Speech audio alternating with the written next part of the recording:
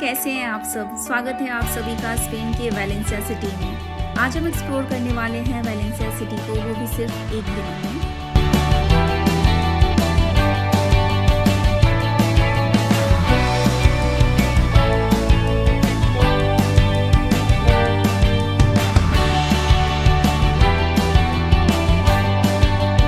तो चलिए सबसे पहले स्टार्ट करते हैं कैथेड्रल ऑफ वेलेंसिया से। और इसका इतिहास काफ़ी इंटरेस्टिंग है। पहले यहाँ एक रोमन टेम्पल हुआ करता था, फिर एक मस्जिद बना और फाइनली ये अमेजिंग कैथेड्रल। यहाँ पे आपको रोमनस्क, गोथिक, बोरक्को और नियो क्लासिकल आर्किटेक्चर का लेयर देखने को मिलेगा।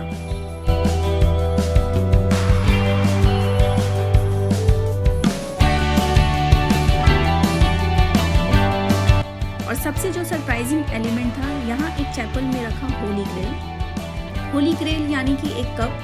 कहा जाता है जीसस क्राइस्ट ने आखिरी बार उसी कप से वाइन पिया था। हालांकि दो और ऐसी जगहें हैं जो दावा करती हैं कि उनके पास रखा होली ग्रेल असली है। सच क्या है पता नहीं, बट ये एक बिलीफ है जो लोगों को एक दूसरे से जोड़ के रखती है। इस कैथेड्रल के अंदर वीडियो या फोटो लेना अलाउड नहीं है।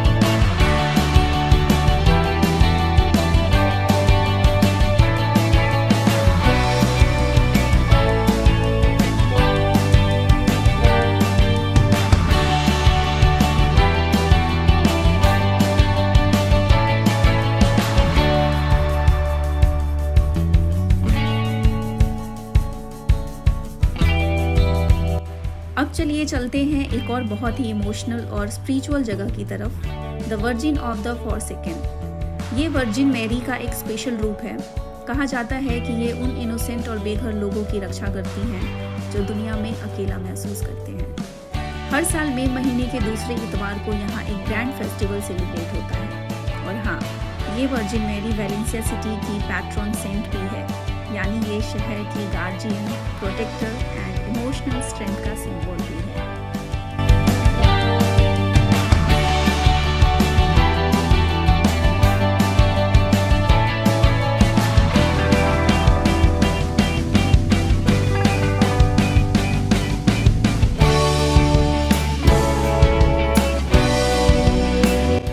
पास में ही था कॉइन प्रेस मशीन, जिसमें आप 1 यूरो और एक 5 सेंट का कॉइन डालते हो और मशीन आपके लिए एक सोवेनियर कॉइन बना देती है।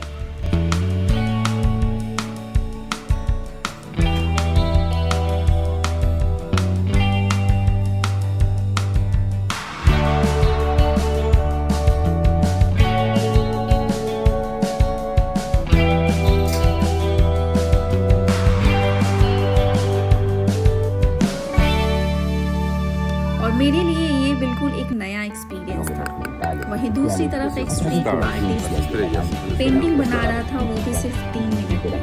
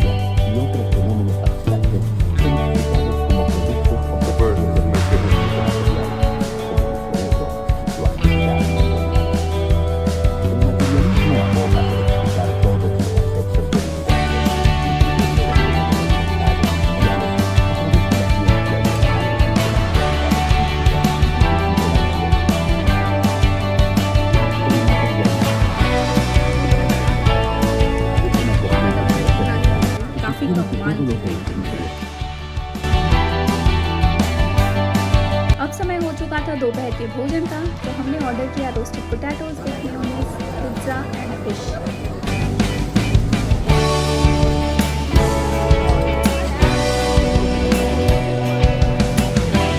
भोजन के बाद हम थोड़ा आराम करते हैं और फिर निकल जाते हैं एक ऐसी जगह जिसके बारे में शायद ज़्यादा लोग नहीं जानते, the silk exchange of Valencia.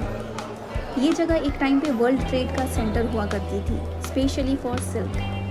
15th century में ये बिल्डिंग बनाई गई थी जब वैलेंसिया काफ़ी पावरफुल और रिच सिटी हुआ करता था, और इसी बिल्डिंग में सिल्क का बिजनेस होता था। कॉन्ट्रैक्ट साइन होते थे और ट्रेडर्स यहाँ डील करते थे। जैसे ही आप अंदर जाते हो, आपको एक काफ़ी बड़ा हॉल देखने को मिलेगा जिसमें बहुत सारे कॉलम्स को काफ़ी खूबसूरती के साथ स्पाइरल डिज़ाइन में बनाया गया है। बिल्कुल एक पैलेस की तरह फील दे रहा था।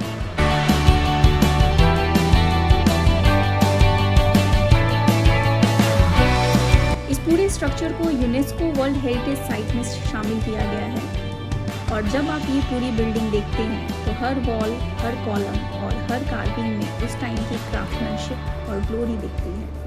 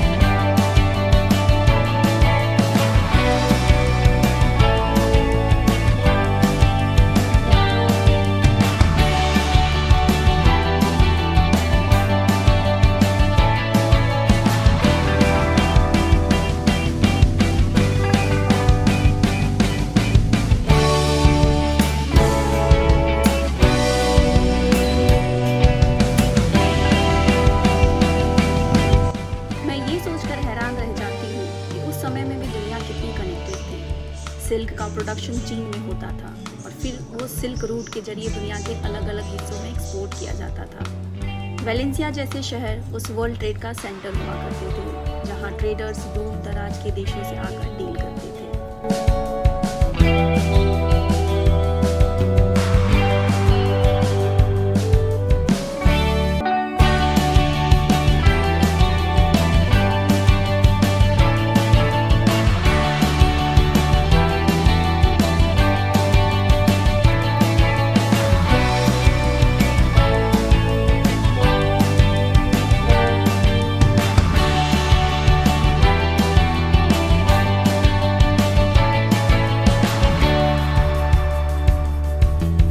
आज के टाइम में ये एक क्वाइट मॉन्यूमेंट है, but you still can feel the hustle, the noise, the energy of traders from 600 years ago।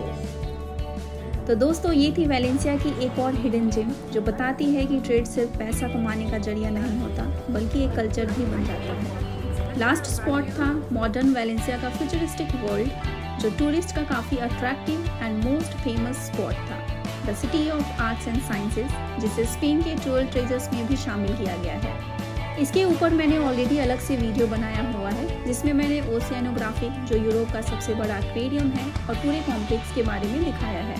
अगर आप इंटरेस्टेड हैं तो वीडियो ज़रूर देखिएगा, उसका लिंक मैंने डिस्क्रिप्शन में मेंशन किया है। और फाइनली वापस निकल जाते हैं घर के लिए, और साथ ला रहे थे कुछ छोटे छोटे पल जो इस सफ़र को हमेशा के लिए यादगार बनाने वाले थे।